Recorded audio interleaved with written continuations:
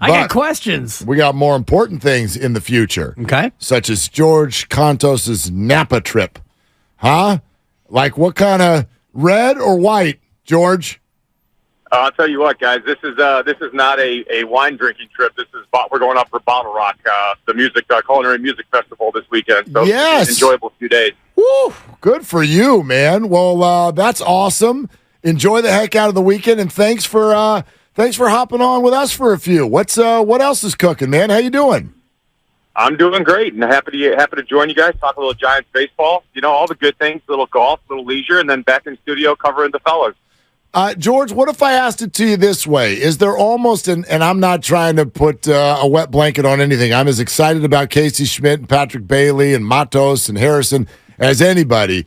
But what does it say to you that the fans have gotten this excited this quickly just because of a couple of good weeks from a young left side of the infield player?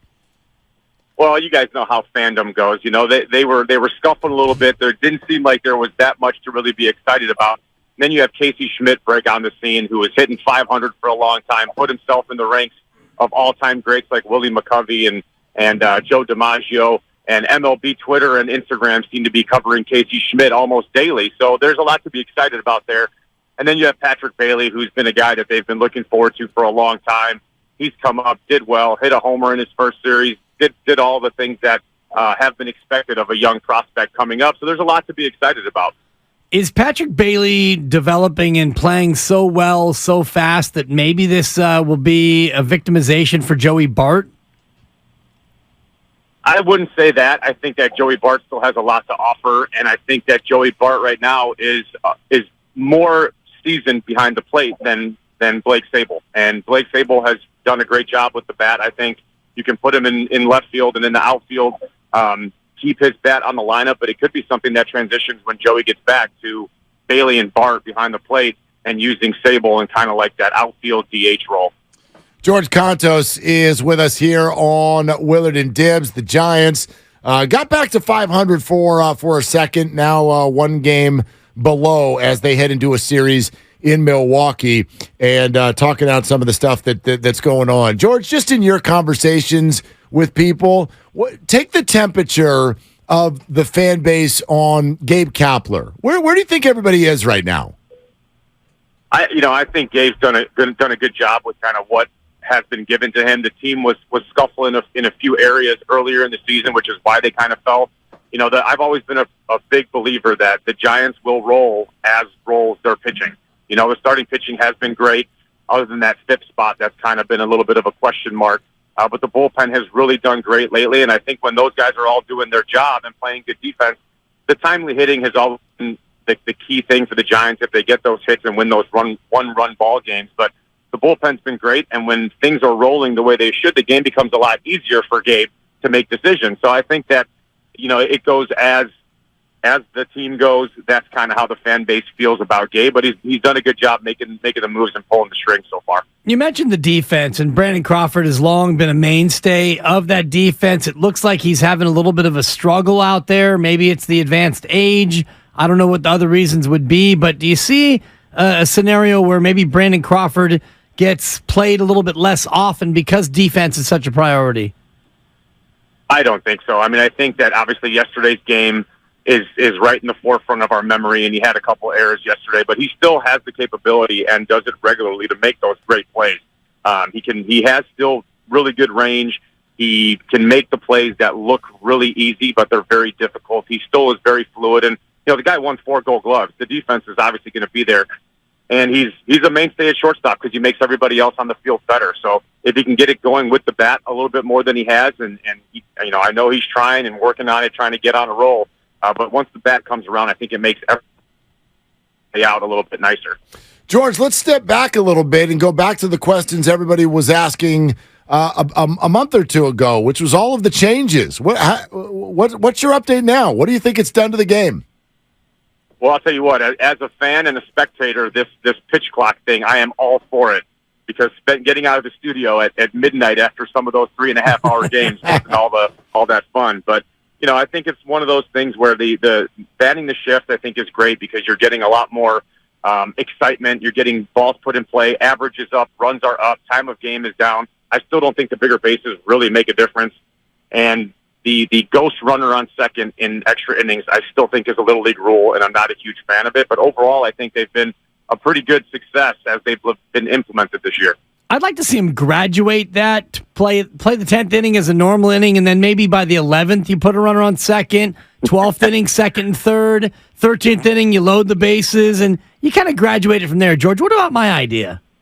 Oh, yeah, I definitely would stop watching after the 9th inning if that was the case. I still have a hard time believing that you can win a Major League Baseball game without getting a ball out of the infield in extra innings. Now, I just don't understand when you're at the highest level and that being the ability to decide the outcome of a game. It's a little weird, isn't it? I mean, I know that functionally on the day-to-day, I think we get it. Nobody wants to take their kids to a game on Tuesday night and have it go 16 innings.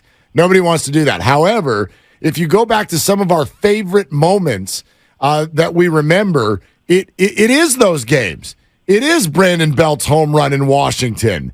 And I know they won't do this in the playoffs, but still, I feel like there are certain things here, even the pitch clock, right? Remember the Ohtani Trout at bat that was so slow at the World Baseball Classic. I think these are overall good things, but they might take away some memorable moments. What do you think about that, George? I think I totally agree with that take. That at bat with Ohtani and Trout, I would never venture to say that it was kind of like the summer of '98 when McGuire and Sosa kind of put baseball back on the map. But I thought that was a big turning point for baseball. I think when you have two of the big superstars on the same team fighting it out for the last out of the World Baseball Classic, get a lot of people energized again and brought a lot of people back into the game. And I agree. I think with the pitch clock stuff, it's going to take away some of those exciting moments. I mean, Max Scherzer even said it right before the season started, as a reporter asked him, how often are you thinking about the pitch clock? And he said every single pitch.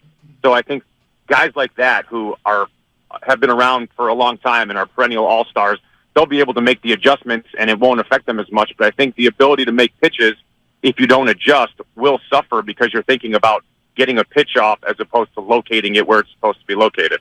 And maybe it makes pitchers become more physically fit to have to throw pitches more often and not be able to catch your breath with the clock running. George, if somebody asks you who the face of this year's Giants team is, how do you answer that?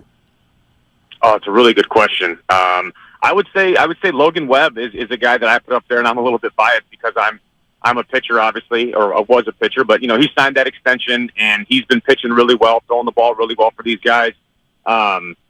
Casey, it could change every week. Mitch Haniger is a guy who's going to get going. He could be the face next week. Michael Conforto the last 3 weeks has been tearing the cover off the ball.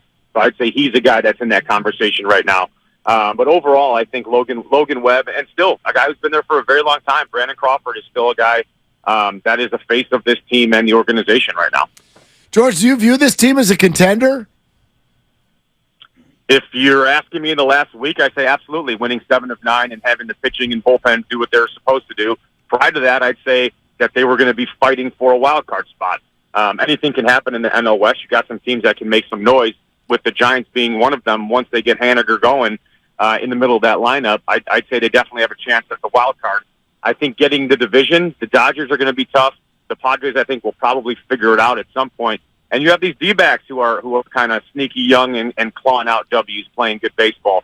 So I'd say the wild card is definitely a goal to shoot for. The division is going to be a lot more difficult and not to play this level of baseball for a long time throughout the season. You're going to Bottle Rock, 3 days, 6 stages, multiple acts. What's your game plan, and how do you navigate a music festival of this order?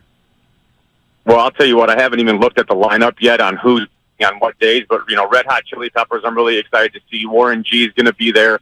Wu-Tang Clan's going to be there. So we'll have to navigate who's playing when, and that absolutely makes some time for the culinary stage as well. Some Bay Area athletes are going to be there. George Kittle will be there. Ricky Henderson will be there. So saying hello and seeing those guys on stage will be a lot of fun as well. Woo! Sounds like a really good time. And I like the way you go into an event where you're like, I don't even know what the hell's going to happen. Someone will tell me where to yeah, be. You never know. Yeah, good stuff. Hey, George, thanks, man. My pleasure, guys. Thanks for having me. Thanks, okay, George. there it is. George Kontos on Willard and Dibs.